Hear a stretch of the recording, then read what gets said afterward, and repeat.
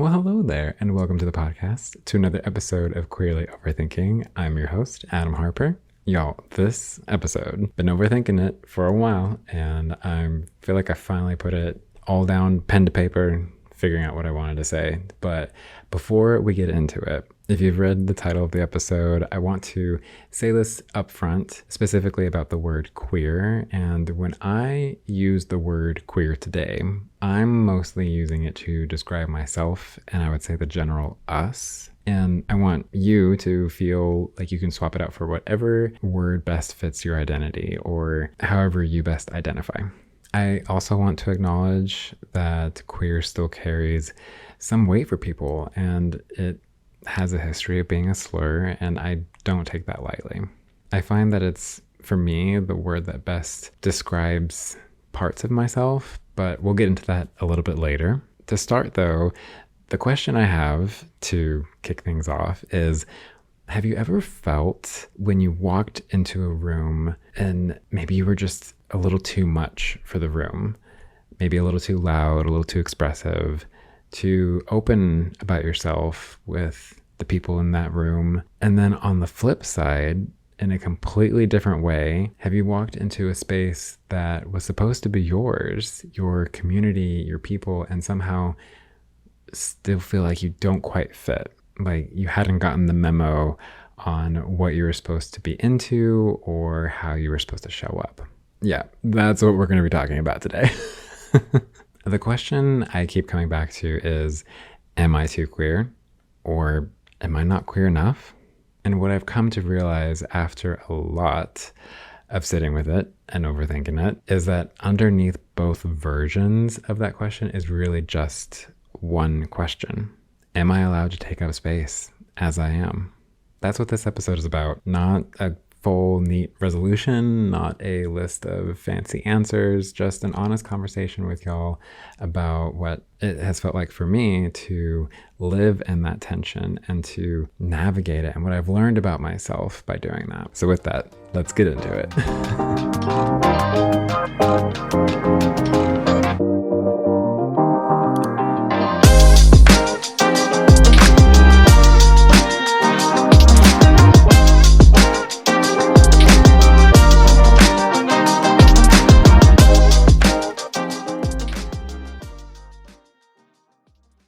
Let's start looking from the outside in on the world that did not build itself with us in mind. I want to be careful here and not spend too much time in painful moments or memories, because I do think it's worth naming that I feel like many of us have been through something similar to this. The times that we've been told, either explicitly or just from the general energy and vibe in the room, that we were too much, too expressive, too visible, that we needed to dial it back to be acceptable, tolerable even. For me, those moments happen most often back when I was still figuring myself out, who I was, still building that foundation. And when you're new in standing in your own identity that you're literally building from the ground up, those moments hit differently because you don't necessarily have the strongest ground to push back on them. So it's a work in progress. But here's where I've landed with this, and I want to say this with my whole chest. You could be the juiciest peach, honey, and somebody's gonna hate peaches, period. But does a peach stop being juicy? Does a peach stop being a peach? Does it stop being itself? No, ma'am. It continues to exist and to thrive in the environments that are warm and welcoming, inviting, accepting. And that's the work. Finding those warm environments and refusing to allow the rot from a cold one just to make someone feel comfortable. I've spent a lot of energy over the last, I would say, several years learning how to not code switch, not trying to put on a mask in rooms that weren't built for me. And I'll be honest, I still don't get it right. There are still times and places where I just feel something shifting and I start making a mental calculation of what is safe or who is safe and what should I share or how do I show up. It's a mental jungle gym, basically trying to figure it all out. But the difference that I'm seeing now more than in previous years and so forth is I'm seeing it. I'm recognizing it when I start to do that. It's allowing me to make the choice to go find a space that I want to be in, a warmer room that I want to be in. The pressure to present yourself in a way that feels acceptable or tolerable to others is real. And it doesn't disappear just because you've started or been working on that inner work, but it does get quieter. And you get better at knowing which rooms and spaces and people are worth your energy and which ones aren't. So here is where it gets a little bit more tender for me personally, because we can talk about the outside world not getting us, and that stings. But there's a particular kind of sting that comes from feeling like you don't quite fit within your own community. And I think, personally for me, that does not get talked about enough or as openly, because it can feel like a betrayal and even bringing it up. But here's my experience. When I was first stepping into queer spaces, there was this unspoken question that seemed to follow me around of, what are you into? What subculture do you belong to? What's your thing? And I kept looking around thinking, I don't know. I'm kind of in the middle of everything. I appreciate all of it and I'm drawn to pieces of it, but I don't feel like I've officially landed anywhere yet. And that can feel a little ostracizing, if I'm being honest. There is such a rich and beautiful history and culture within this community, and I love that. I genuinely do. But sometimes the richness of it, I feel, comes with a set of unspoken set of norms. Like, if you identify a certain way, then you must be into XYZ. Or if you have certain traits, it means you belong in this particular box. And the irony of that within a community that was built on refusing boxes is not lost on me. One of the things that has genuinely helped me is drag. RuPaul's Drag Race, local drag shows, the whole world of it. Something about it has given me permission to tap into that fluidity of my own queerness, and in a way that felt expansive rather than prescriptive. It wasn't telling me who to be, but it was showing me what's possible. And that brings me to the word itself, queer. I know it's still debated, and I know that it carries a history as a slur, and I respect that it doesn't sit right for everyone. For me personally, I've chosen to use it because it's the word that fits best, because it gives me room. Let me explain. I am a gay man, yes, but I also feel queer about my masculinity, about my femininity, about the way that I move throughout the world. Queer lets me be fluid.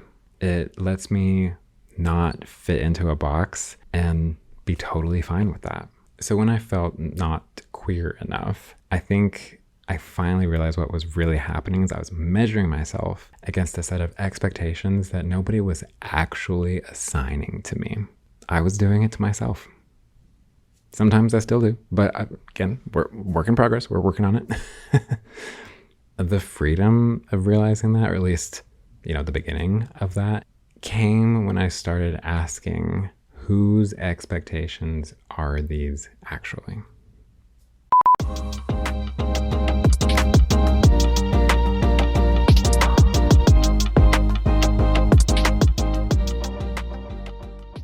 Before we jump back in, a quick shout out to our executive overthinkers over on Patreon. Our very first member is Scott. Thank you so much for supporting the show. It truly means so much. And if you want to be included in future episode shout outs, check out Queerly Overthinking on Patreon. And now, back to the show.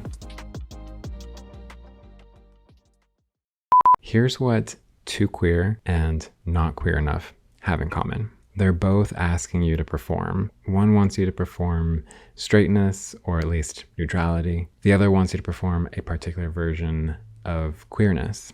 And the exhaustion of that, oh my gosh, it is consistently calibrating yourself for an audience, any audience. It's real and it's cumulative, that exhaustion.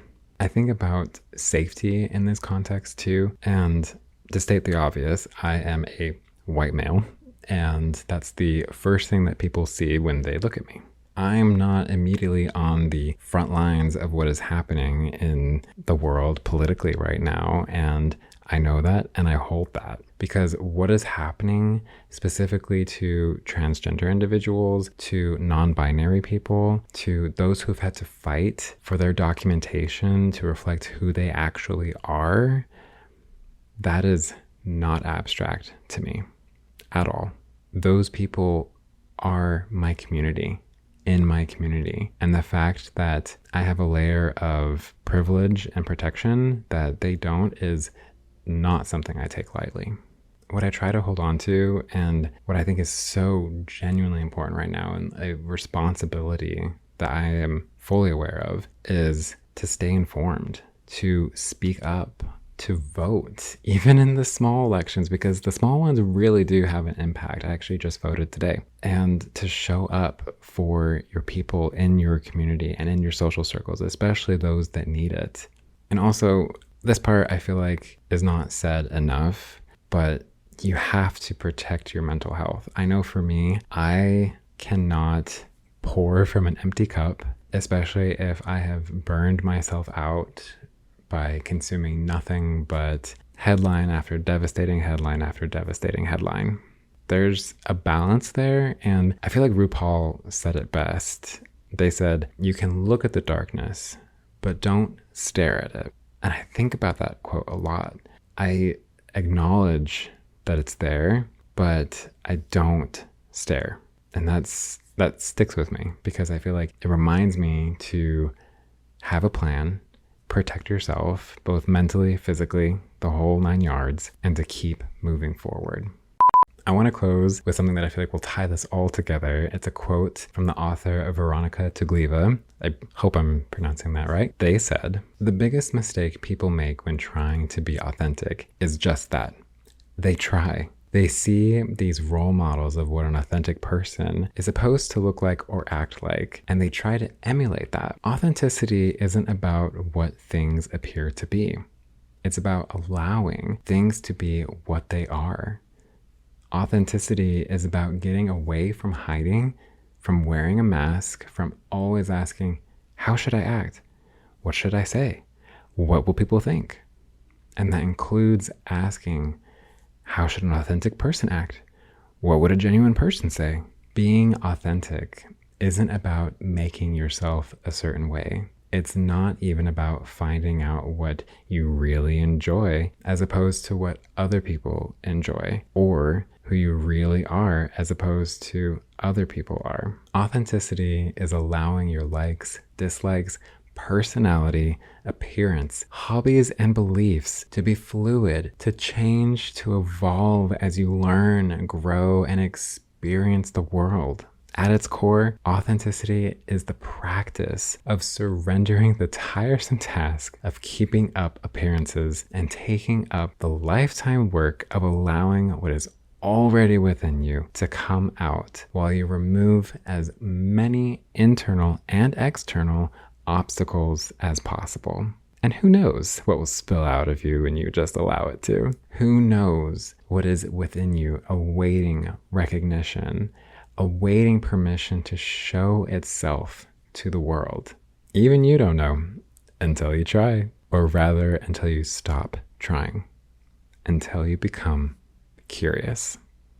What gets me every time I sit with that quote is the ending, until you stop trying, until you become curious. I love it. I love it. Because I think that's the shift. The question of, am I too queer or not queer enough, is a performance question. It's asking you to measure yourself against an audience. But curiosity, curiosity is just for you. Curiosity asks, what am I actually wanting to explore? Who am I actually becoming? And what's already inside that I haven't given permission to come out yet? This podcast is part of my answer to those questions. It's a space that I built so I could be curious out loud, and so you could be too. And I think that's what I want to carry with me moving forward, is not a specific set of behaviors or aesthetics or labels, but the courage to keep asking the question and the grace to let the answer keep changing. So I'll leave you with this. The question of, am I too queer, not queer enough, is really the question, am I allowed to take up space as I am? And my answer, the one that I'm still learning, down to my bones, still learning to believe, is yes, you are. Without an asterisk, without a performance, without anyone's permission. And I hope that over time that question becomes quieter for me. Not because I've answered it, but because I've made peace not needing to. Well, y'all, thank you so much for being here for this one and to listening to this episode. It felt so important to be able to say this all out loud, and I'm really glad that I got to share this with you. If you've been enjoying the podcast, I would love it if you left a review on whatever platform you are listening on. It genuinely helps other people find the show. And head over to Patreon to collect this episode's exclusive episode sticker when it drops. The link is in the show notes, but you can also follow along on socials at Queerly Overthinking, or find us at www.queerlyoverthinking.com. And with that, y'all, thanks again for listening, and I'll see you in the next one.